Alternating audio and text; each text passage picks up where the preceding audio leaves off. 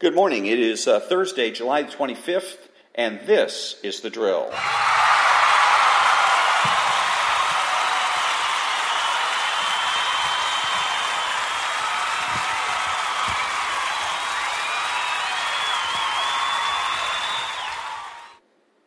Thank you very much. This is Ron, your host, the only true conservative in the United States of America today, because I'm the only one that knows that being a true conservative is about basically common sense. So I want to do things a little bit different today. Instead of having my usual introduction, I want to get to something that's kind of itching for me, and that is about business in this country and how it is changing and how I see it changing, and changing because of cultural changes in the way we communicate, and changes in what it is that we're expecting from one another. So businesses, it used to be when I was growing up, a business was designed to satisfy the needs and wants of its customers. The customer comes first. And that employees were there to help the business satisfy those wants and needs. Now we're in a position where that's being turned on its head, and that it is becoming an employee-centric place. That it is the employees that have that businessmen and businesses are interested in satisfying. They're more interested in providing the employees with a higher minimum wage than they are in providing a lower price to their customers. They're more interested in providing a pay and benefits to their employees than they are providing customer service, for instance.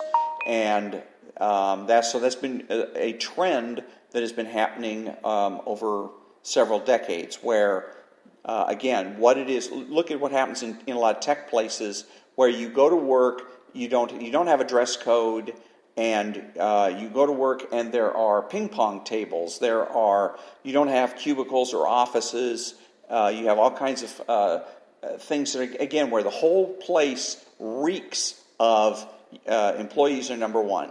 Our customers, well, they come somewhere after that. And to kind of drive that home, I was thinking about, what about customer service? That's kind of what drove this whole thing for me, was to think about customer service and how many times I'm getting on the phone and I'm dealing with somebody that barely speaks English. They're in the Philippines, they're in India, wherever they're at, and they barely speak English, and worse yet, they don't know the company. They don't know the company they're dealing with. They may be a customer services company in the Philippines, maybe customer service for several companies. So I call on a particular line. Oh, they know that's Amazon, so they break out the Amazon notebook. Okay, or some other place. Very few places are you getting somebody that you can talk to that's competent. That's the bottom line, and nobody pays any attention to it. The excuse is, well, it doesn't pay. Customer service doesn't pay. It doesn't show up in the bottom line. But I think that's crap. I think there's something bigger at play here, and that what's at play here is power. It used to be that, again, customers were the drivers. They were the ones that drove the whole process. They were the ones that determined whether or not a business was going to be successful or not, and they were the drivers in terms of determining pay and benefits for the employees. You have more customers, you're doing very well, the more you can pay your employees. Now, the employees are saying, we don't care what the customers want, we want $15 an hour. We want health care. We want this, that, and the other thing.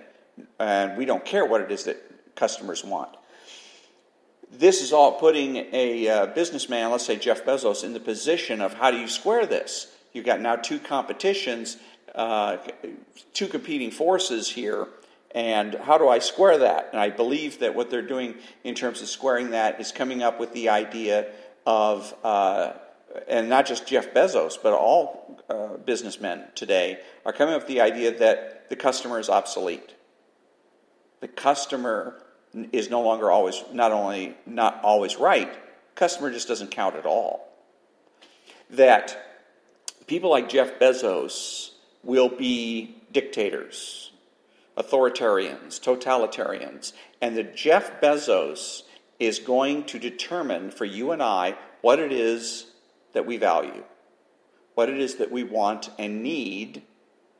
And so then Jeff Bezos will be the driver instead of the customer. Jeff Bezos will make the determinations as to what consumers want and need, and be able then, therefore, to pay their employees whatever it is they want and need. And the consumer is either comes last or just doesn't count at all.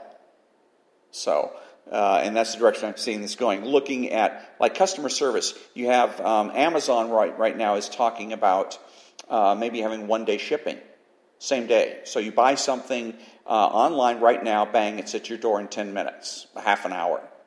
Okay, that's swell, but what about customer service? When I call Amazon for customer service, I'm still sent somewhere overseas to talk to somebody who doesn't know what they're talking about. When are you going to solve that problem? Well, they obviously have no intention of solving that problem.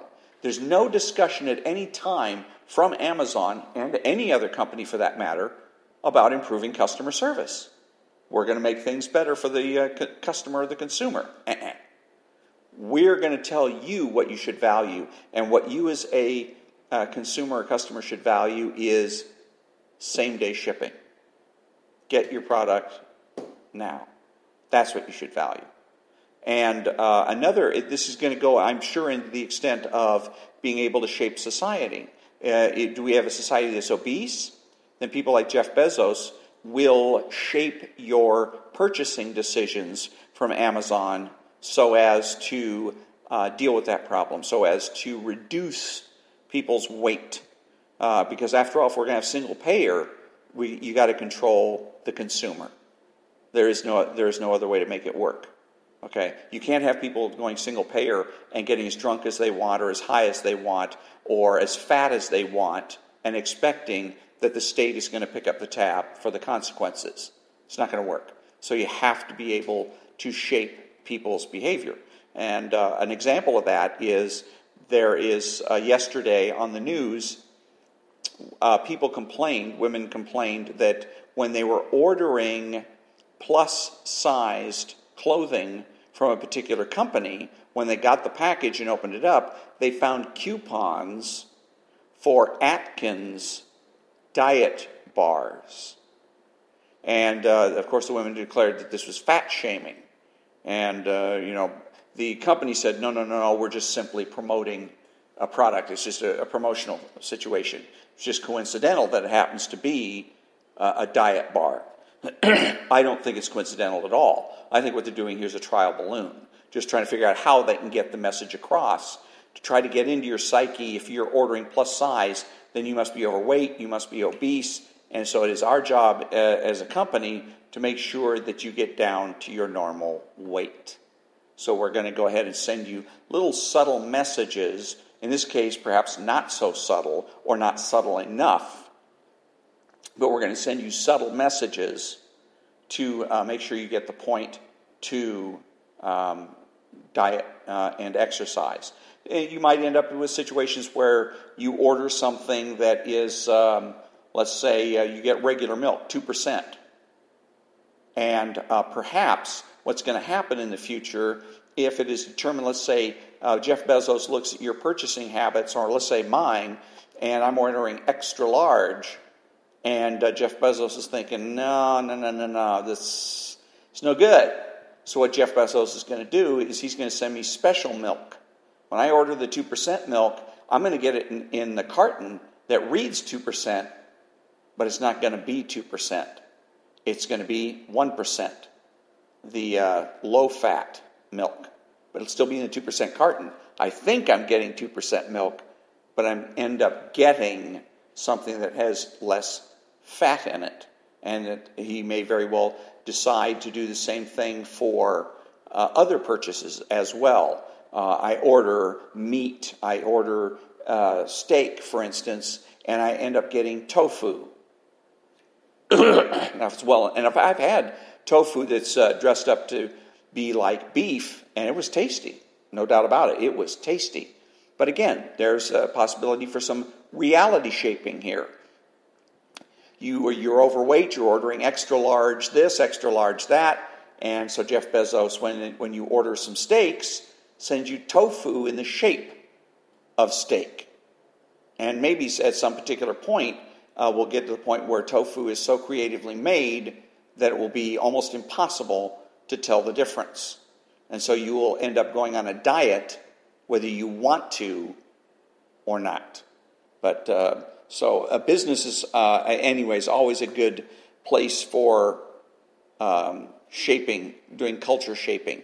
But again, this is where I see things going in terms of, and each business that starts acting in this autocratic, totalitarian mode is going to spread. It just can't help but to spread to government. Pretty soon we're going to get to the point where everything is autocratic, everything is totalitarian, and it's going to come on us little by little by little, like the frog in the pan of water.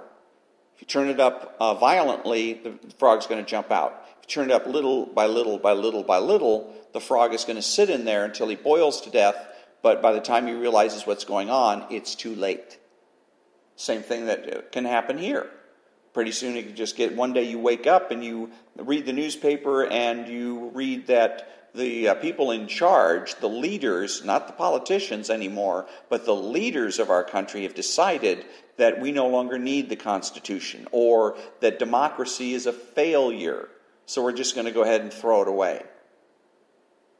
And you and I will just sit there and shrug our shoulders, because we have already been conditioned to just go along, get along to go along. We will be conditioned to become followers.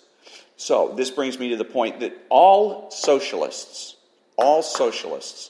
present themselves as leaders. Okay, they've been convinced by their leaders that they can be a leader and a change agent, and that all they have to do is just act like one. It's called fake it till you make it. You don't have the credentials, you're not a de jure leader, you can be a de facto leader. Just act like one. Boss people around. You start by, how do you boss people around? You start by asking them rude questions. Hi, so you must be an artist. How many children do you have? What's your health like? Do you have hemorrhoids? You get into their business. Get into their psyche, and you do it, of course, in public places where they're not going to want to take the risk of overreacting, so more than likely they're just going to go ahead and cooperate, give you answers to questions that you shouldn't be asking, that the lefty shouldn't be asking in the first place. And again, they're, in doing this, acting as a leader and a change agent. And so if you don't know what else to say when you're dealing with the lefties in your life, and you have, what do I say to this? The go-to statement to defeat these people is, sorry, you're not a leader or a change agent. Have a nice day. Because in order for them to get in your psyche, they have to be able to fool you. If you are aware of the fact that I'm trying to get in your psyche, there's no way for me to do it. It's very easy for you to just ignore it, block it in various ways, shapes, or forms. You just ignore it. But the best way to get into somebody's psyche is when they don't know somebody's trying to get in. Okay? And so when you tell these people that they're obvious, yes, they're pretending to be a leader and a change agent, and guess what? I see it. I see you. I see what you're trying to do here. It blows their whole game wide open. It demoralizes them. And the more conservatives that can demoralize the people in their lives that are on the left, the better. The sooner those people will give up being lefties. Because the only reason they're lefties is because they think that they're going to be able to exercise power, that they're going to be able to operate with impunity. Okay, back in a minute.